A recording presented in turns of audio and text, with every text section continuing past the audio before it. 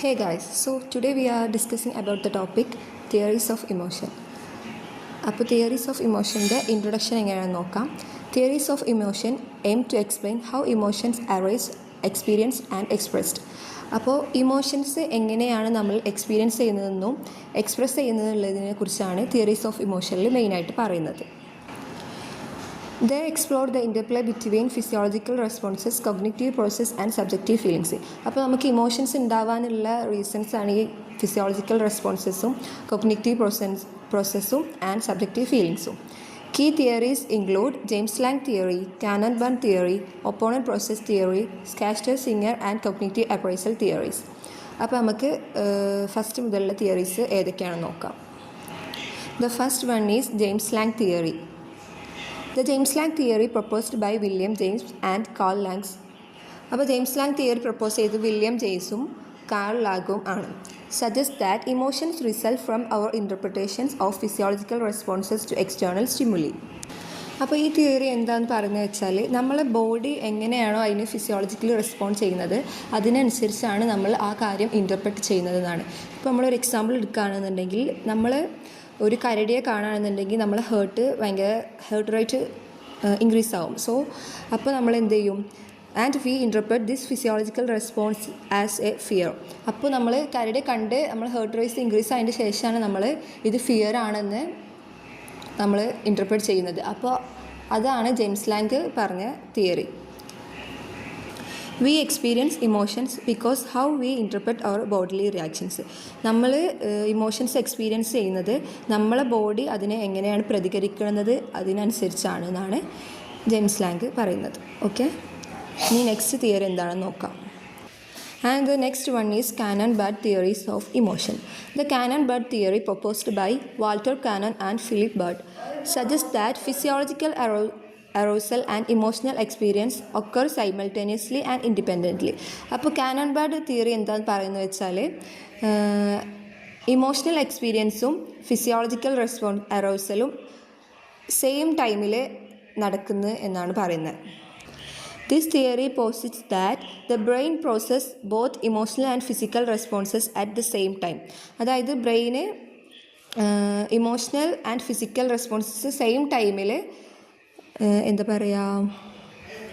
Same ടൈമിൽ accept ചെയ്യേണ്ടത് എന്നുള്ളതാണ് കാനൺ-ബർട്ടിൻ്റെ തിയറി കൊണ്ട് പറയുന്നത്. Brain process both emotional and physical responses at the same time. Example, seeing a bear, feel fear and experience racing heart simultaneously. അപ്പോൾ നമ്മളൊരു കരടിയെ കാണുമ്പോൾ നമുക്ക് പേടി വരും ചെയ്യും, അതിനനുസരിച്ച് നമ്മളെ ഹേർട്ട് റേറ്റ് ഇൻക്രീസ് ചെയ്യുകയും ചെയ്യും. അത് രണ്ടും സെയിം ടൈമിലാണ് നടക്കുന്നത് എന്നാണ് കാനൺ-ബർട്ടിൻ്റെ തിയറി കൊണ്ട് പറയുന്നത്. And the third theory was opponent process theory of emotion. This theory was proposed by Richard Solomon. Suggests that emotional responses involve a two-part process, an initial emotional state A followed by an opponent emotional state B. അപ്പോൾ ഈ തിയറിയിൽ പറയുന്നത് എന്താ വെച്ചാൽ നമ്മൾ emotional response involve a two part process. അതായത് ഈ നമ്മൾ ഇമോഷണൽ റെസ്പോൺസ് ചെയ്യുന്നതിന് ഒരു രണ്ട് പാർട്ടായിട്ടുള്ള പ്രോസസ്സ് ഉണ്ട് എന്നുള്ളതാണ് ഈ തിയറിയിൽ പറയുന്നത്. അത് സ്റ്റേറ്റ് എയും ആൻഡ് ഒപ്പോണൻറ്റ് ഇമോഷണൽ സ്റ്റേറ്റും പിന്നെ അതേപോലെ തന്നെ സ്റ്റേറ്റ് ബി ഉണ്ട് എന്നാണ് ഈ തിയറിയിൽ പറയുന്നത്. A strong initial emotion state A is followed by a weaker opposite emotional state. അപ്പോൾ സ്റ്റേറ്റ് എ ഒരു സ്ട്രോങ് ഇമോഷൻ ആണെന്നുണ്ടെങ്കിൽ അതിനെ ഫോളോ ചെയ്തിട്ടുള്ളതായിരിക്കും സ്റ്റേറ്റ് ബി, അതൊരു വീക്കർ ഇമോഷണൽ സ്റ്റേറ്റ് ആയിരിക്കും. അതിന് ഒരു എക്സാമ്പിൾ നമുക്ക് പറയുകയാണെന്നുണ്ടെങ്കിൽ സ്കൈ ഡൈവിങ്ങിൽ നമുക്ക് ഇനീഷ്യൽ സ്റ്റേറ്റ് ആയിട്ടുള്ള സ്റ്റേറ്റ് എ എന്തായിരിക്കും, ഫിയർ ആയിരിക്കും. പിന്നെ റിലീഫ് ആൻഡ് പ്ലഷർ ആയിരിക്കും നമുക്ക് സ്റ്റേറ്റ് ബി നൽകുന്നത്. ഇപ്പോൾ നമ്മൾ സ്കൈ ഡൈവിങ് ചെയ്യുകയാണെന്നുണ്ടെങ്കിൽ നമുക്ക് ഇനീഷ്യൽ സ്റ്റേറ്റിൽ ഒരു പേടിയായിരിക്കും തോന്നുന്നത്, പക്ഷേ നമുക്ക് അത് താഴേക്ക് ഇങ്ങനെ ഇറങ്ങി വരുമ്പോൾ ഒരു റിലീഫ് ആൻഡ് പ്ലഷർ ആയിരിക്കും. അപ്പോൾ ഓരോ ഇമോഷൻസിനും സ്റ്റേറ്റ് എ ആയിട്ടുള്ള ഒരു സ്ട്രോങ് ഇമോഷനും സ്റ്റേറ്റ് ബി ആയിട്ടുള്ള ഒരു വീക്കർ ഇമോഷനും ഉണ്ടാവും എന്നുള്ളതാണ് ഒപ്പോണൻറ്റ് പ്രോസസ് തിയറി പറയുന്നത്.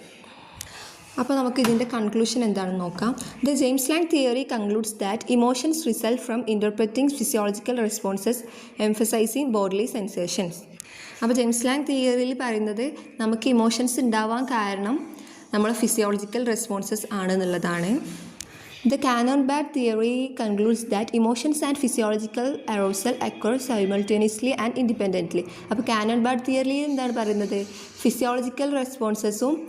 ഫിസിയോളജിക്കൽ അറൗസലും ഇമോഷൻസും സെയിം ടൈമിലാണ് നടക്കുന്നത് എന്നാണ്.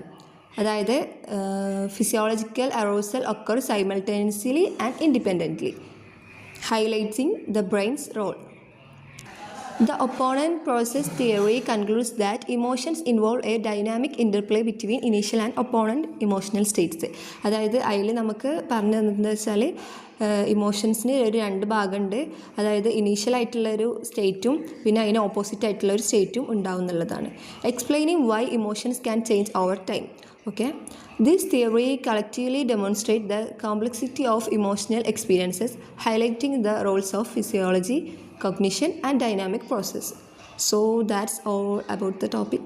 Okay, thanks.